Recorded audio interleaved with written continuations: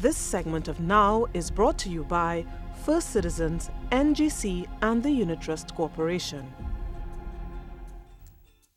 All right, we're back here, and as I said, we're speaking about Green Days by the River, which is on April 21st, which is something to look forward to. It will have the Caribbean television premiere of Green Days by the River right here on TTT. So TTT is the place to be on Easter Sunday, after church, after lunch, right here on TTT. All right, and with me this morning is Dara Healy, and she played the role of Shelley's mom in Green Days by the River. Good morning, Dara. Good morning, good morning. How are you doing this morning? I'm very good, thanks. I'm happy to be here. Now, for a lot of the actors and actresses in the movie, it was their first acting experience. Was it the same for you? No, I'd been on stage before. I'd been, so I cheated a little bit. I'd done theatre, right. Not film, and I'd performed on stage. I'd done street theatre, and I've been a performer since I'm a child. Since you were a child? Yes. So how many years, we don't want to give away the age too much, how many years have you been into the performing arts? About 20 years. 20 years? Yeah. Wow. Yeah. You know, that's excellent. You know, so one thing that was common from a lot of them, different guests who came, you know, from the performing arts field, who were doing theatre and then went into film, they said it was a difficult transition.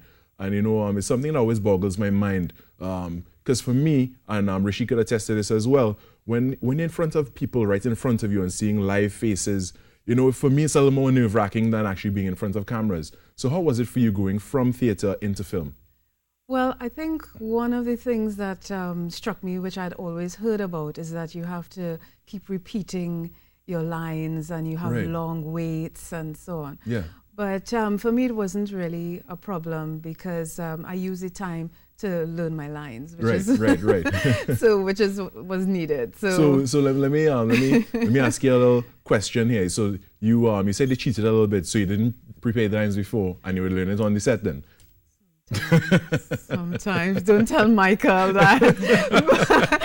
but yeah, because it was a really hectic time for me as well. Of course. And so I was just so happy to be part of the process and the history of making that film.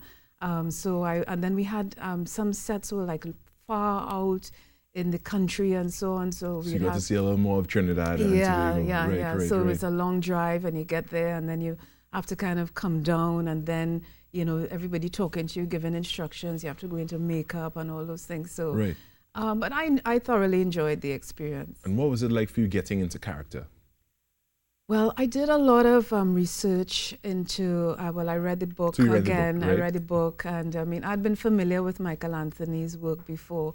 So I understood his style and so on, but I read the book, and I tried to understand who Malami is, you know, and I drew a lot of inspiration from the women in my family, in particular my grandmother and my mother, because Malami is a kind of a stern mummy, you know. Right, yeah, you know.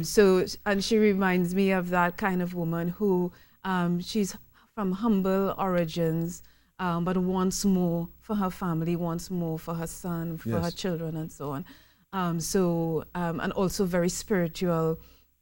You know, a very serious kind of person, right. you know. There's right and there's wrong. There's right and there's wrong, and you're supposed to do this, get up and on time and make your bed and all these types of things, right? So I try to live in her and walk in her shoes and understand her struggles and so on, and try to give her levels too, so that she's not always being played as angry or as upset, but you know, you could see the love for her husband come out and that kind of thing. Definitely. You know, we spoke with Michael Anthony, Dr. Michael Anthony, earlier this week and last week, and you know, he was saying that for a lot of his books, especially this one, Green Days by the River, he drew inspiration from people who were around him. Yes. How does it feel for you knowing that, you know, like you had to? How did it feel for you having to play somebody? Well, for one, that Michael Anthony would have drawn reference from in his real life. And knowing the history of the book itself and, you know, just the weight behind it, was it nerve-wracking for you having to play this character and hope to portray it well?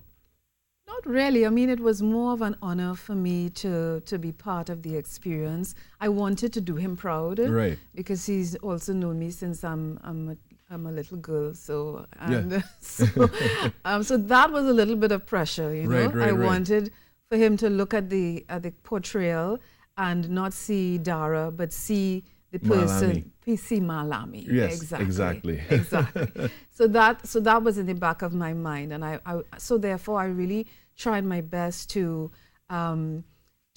when on set to really be in the moment. Yeah, really channel the character. Precisely, right. to be in the moment, and because we were in I think it was a old cocoa house or something like that. It was a really, really old house that we found, and Michael and they did up the house and made it livable. And so, and there was a little bed that was kind of creaked when you got into the bed. And, and these things, these little elements. The little elements, right, then we shot at night. At one point, we had candlelight and so on.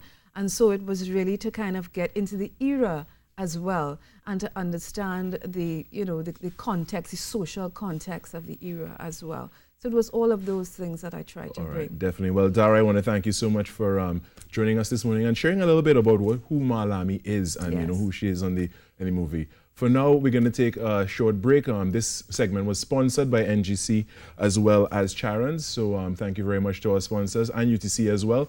And that's what this segment was all about, Green Days by the River. And thank you, Free Citizens Bank as well.